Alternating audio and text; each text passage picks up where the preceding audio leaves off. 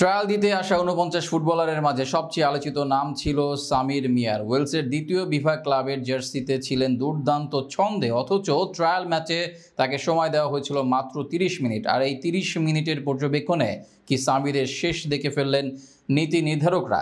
দেশের এক সুনামধন্য গণমাধ্যমের সূত্র বলছে, অনূর্ধ্ব ২৩ দলে ট্রায়াল থেকে যে ৬ জন ফুটবলার ডাক পাচ্ছেন সেখানে নেই সামিরের নাম। এই গণমাধ্যমের সূত্র যদি সত্যি হয়, তাহলে কি সামির মিয়ার মতো ফুটবলাররাও শিকার হলেন পক্ষপাতিত্বের? সেই প্রশ্নের উত্তর খুঁজেছেন শ্রাবণ অনেক।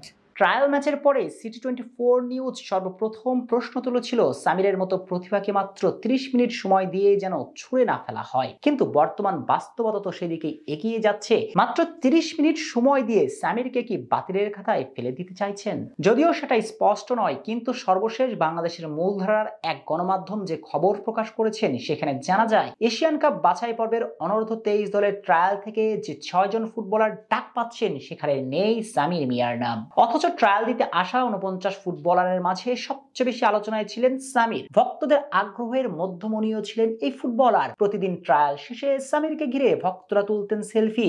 তাকে ঘিরে বড় স্বপ্নই দেখতে শুরু করেছিল এই বঙ্গের ফুটবল পাগল জাতি।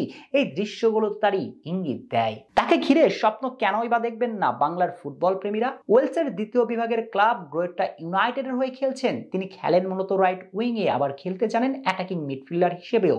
সঙ্গত কারণে সিলেটের এই সন্তানকে ঘিরে প্রত্যাশার পারদ ছিল আকাশচুম্বী। কিন্তু তাকে নাকি ডাকা হচ্ছে না অনূর্ধ্ব ২৩ দলের ক্যাম্পে।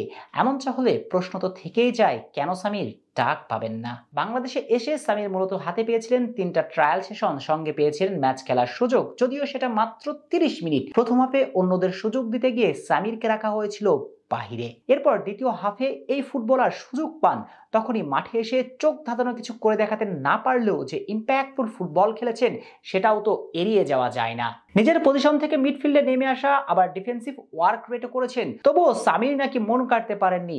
আসলে বাংলাদেশ ফুটবলে কে যে মন কাটতে পারে আর কে পারে না সেটা বোঝাই দায়। যদিও এখনো কোনো কিছু চূড়ান্ত ঘোষণা আসেনি বাফুফের তরফ থেকে, তবে বাংলাদেশের মূলধারার গণমাধ্যমের খবর যদি সত্যি হয় তবে সামির ডাক পাচ্ছেন না। তবে তাহলে কি ওয়েলস থেকে আসা এই বিস্ময় জাগানিয়া তরুণের বাংলাদেশের জার্সি গায়ে তোলার স্বপ্ন এখানেই ফুল স্টপ?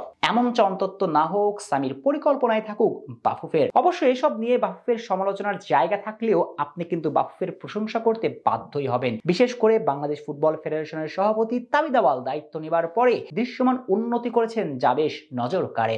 এই যে ৪৯ ফুটবলার ট্রায়াল দিতে এসেছেন, তাদের ট্রায়াল দেওয়ার পরিকল্পনাও কিন্তু করেছিল তাবিদ আওয়ালের নেতৃত্বে থাকা বাফুফে, যেখান থেকে অন্তত ৬ থেকে ৭ জন ফুটবলার উঠে আসছেন যারা হবেন বাংলাদেশ ফুটবলের লম্বা রেসের ঘোড়া। তাই আলোচনা সমালোচনার ঊর্ধ্বে গিয়ে তাবিদ আওয়ালের প্রশংসা আপনি করতে বাধ্যই হবেন।